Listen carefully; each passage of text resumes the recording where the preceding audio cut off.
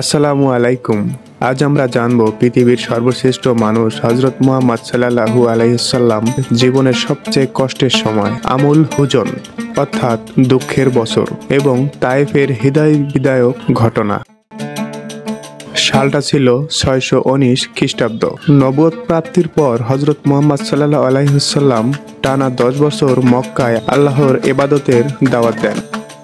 এ সময় তিনি কাফেরদের থেকে তীব্র নির্যাতন ও সামাজিক বর্জনের শিকার হন। এই কঠিন সময়ে তার জীবনের সবচেয়ে বড় দুটি সময় ছিলেন তার প্রিয়তমা স্ত্রী খাদিজা বিনতে খুলাইদ রাদিয়াল্লাহু আনহা এবং চাচা ও অভিভাবক আবু তালিব। খাদিজা রাদিয়াল্লাহু আনহা এর ইন্তেকাল।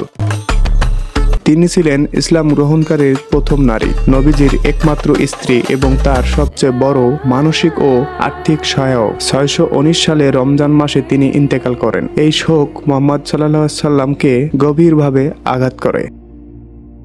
আবু তালিবের মৃত্যু। তিনি নবীজিকে কুরাইশদের শত্রুতা থেকে রক্ষা করতেন। তিনি ইসলাম গ্রহণ না করলেও তার চাচার ভালোবাসা ও সুরক্ষা নবীজির জন্য ছিল অবিচল। আবু তালিব ও খাদিজা রাদিয়াল্লাহু আনহা এর মৃত্যুর কিছু মাস পর মৃত্যুবরণ করেন। এই দুজনকে হারিয়ে মুহাম্মদ সাল্লাল্লাহু আলাইহি সাল্লাম একেবারেই নিঃস্ব হয়ে পড়েন। এই বছরটি ইতিহাসের পরিচিত হয় আমুল হুজন অর্থাৎ দুঃখের বছর। তায়েফ সফর 620 খ্রিস্টাব্দ। আমুল হুজনের পর মুহাম্মদ সাল্লাল্লাহু আলাইহি সাল্লাম সিদ্ধান্ত নেন ইসলামের বার্তা মক্কার বাইরে পৌঁছে দিবেন। তিনি 80 কিলোমিটার দূরে তায়েফ শহরে গমন করেন। সাথে ছিলেন তার দত্তক পুত্র যায়েদ ইবনে হারিসা। তায়েফে যা ঘটেছিল, তিনি শহরের প্রধান 3 নেতার সঙ্গে দেখা করেন, ইসলাম গ্রহণের আহ্বান জানান, কিন্তু তারা কঠোরভাবে প্রত্যাখ্যান করে। এমনকি শহরের বখাটে ছেলেদের দিয়ে রাসূল সাল্লাল্লাহু আলাইহি সাল্লামকে অপমান ও পাথর ছুঁড়ে আঘাত করে। রক্তে ভিজে যায় নবীজি সাল্লাল্লাহু আলাইহি সাল্লামের জুতা।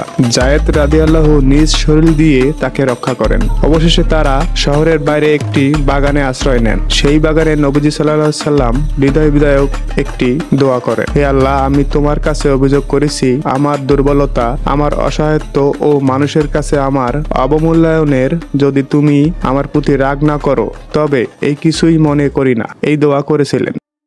পরবর্তীতে সান্ত্বনা পুরস্কার মিরাজ। এই তীব্র দুঃখের পর আল্লাহ তাআলা নবীজিকে একটি বিশাল পুরস্কার দেন, ইসরা ও মিরাজ, যেখানে তিনি আকাশে আল্লাহর সান্নিধ্য স্থান এবং নামাজ ফরজ হয়। এই ঘটনাগুলো আমাদের শেখায় কষ্টের পরে আসে শান্তি, ধৈর্যই সত্যিকারের মুমিনের গুণ, আর আল্লাহ কখনো তার প্রিয় বান্দাকে একা ফেলে দেন না। আসুন আমরা মুহাম্মদ সাল্লাল্লাহু আলাইহি ওয়াসাল্লামের এই অধ্যায় থেকে শিক্ষা নেই ধৈর্য, ত্যাগ ও ঈমানের। জাযাকাল্লাহ খায়রান।